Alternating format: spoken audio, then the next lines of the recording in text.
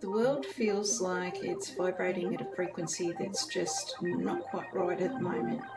It's off. There's a shift in the vibes going on, and I don't think a lot of people are understanding it or even realising it. I've been feeling like the world is vibrating at a strange frequency, like something's just off, and I was going to make a video about this last year.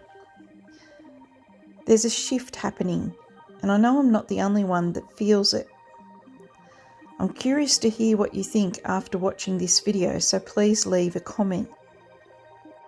Recently, nearly everyone I meet up with, young and old, talks about feeling tired or having body aches and pains. Family, friends, and even strangers mention the fatigue. This tiredness, they say, is not from overwork, but a deep bone-weary ache. Complaints of falling asleep at the drop of a hat, unable to keep their eyes open at times of the day that is unusual for them. This isn't just burnout. Our bodies are trying to tell us that we're overwhelmed, exhausted, and under pressure, mirroring the mental and emotional strain of living in a world that feels too much. And these are people who normally don't complain.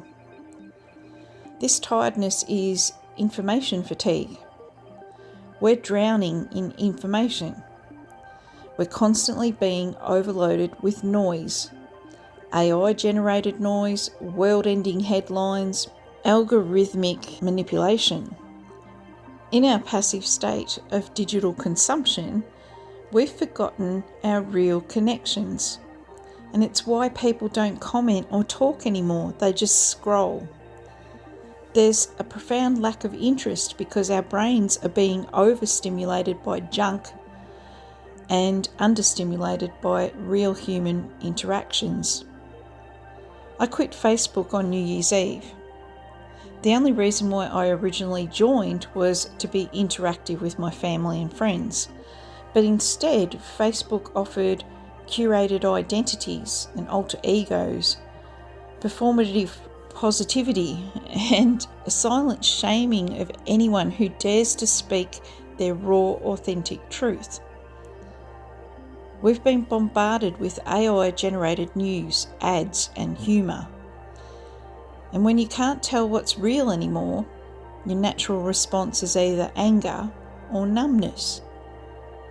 And being numb, that's often a sign of trauma. Right now, I believe that we're all experiencing a kind of global trauma. The pressure's building and a shift is happening, and it's happening fast. Society feels like it's splintering into different groups that don't even speak the same language anymore. Trauma isn't about war zones or disasters. It's about a world that no longer makes sense. We're facing climate chaos, political breakdowns, wars escalating, and all the while, the youth are acting out. Economies are faltering, and trust, our shared reality, is evaporating. The result? A global case of hypervigilance, always on edge, always bracing for impact. Some still trust the system, but millions have just checked out entirely. People are secretly looking out for their own, becoming more hostile towards anyone outside of their circle. Then there's this overplayed exaggerations of tragedy that media presents to bludgeon us with guilt and anger, prolonging the release from it, to ensure that the whole world is aware of it, especially when it comes to religion or race. And then everyone is offended. The old rules don't seem to be working anymore, and the system, it's failing. People are done pretending that everything is fine. We've had really tough year with the government failures, wars, climate disasters, earthquakes, volcanoes and tsunamis that are more intense and more unpredictable than ever. Our youth are acting out in disturbing ways. People are confused, angry and scared, and it's creating a heavy, dark cloud over everything. In Victoria and across the country of Australia, we've seen record-breaking spikes in youth crime this year. It's up by about 18% in some regions. For these kids, the system is failing, and in truth it has been for a long time. Honestly, most kids have been dealing with neglect mentally and emotionally due to parents being so burnt out in trying to provide food on the table and all the mod cons for them. When society offers no hope or belonging, the gang becomes the only place where they feel powerful. They aren't just stealing, they're vandalising the system because they don't feel like they belong to it. Even when things seem okay in someone's immediate life, the chaos from the past few years, the global tension and the distrust, that constant bad news, it's what keeps everyone on edge. We're in a state of permanent hypervigilance, like, as I said, waiting for the next disaster. That feeling of always being on alert makes the air thick and the silence uncomfortable, and everything just seems more tense. People react defensively to a world that feels more volatile and dishonest. They look for someone to blame because they don't know what else to do. And the truth is, no one's really talking about this openly because it's just too uncomfortable for some people to face. This off vibe, it's like there's a collective glitch or a fuse that's blown. People aren't just stressed, they're functioning differently now. This isn't a passing phase, it's a recalibration. But here's the thing about fuses. If it is a blown fuse, they break to protect the system from burning out completely.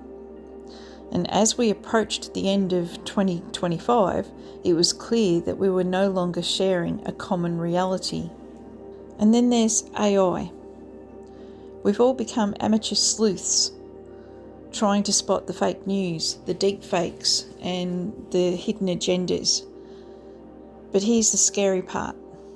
The AI tools that we're battling, we're playing catch up with the technology that outpaces us, and it's breeding a primal fear. We can't even trust our own eyes anymore. Many of us think that we've learned to tell what's fake and what's real, but we often get it wrong. And that's because the AI tools are so advanced now. What's available to a regular person like you and me is basic, while corporations have access to much more powerful versions. It's a strange time, a mixture of confusion, fear and uncertainty. So what do? We stop pretending that everything's normal. We stop scrolling to escape and start connecting authentically. Put those phones down. We embrace the discomfort of asking, what's really going on? And most importantly, we listen to each other. I believe it's important that we talk about it, stay aware, and support each other through these shifts. Let's keep this conversation going. I don't have all the answers.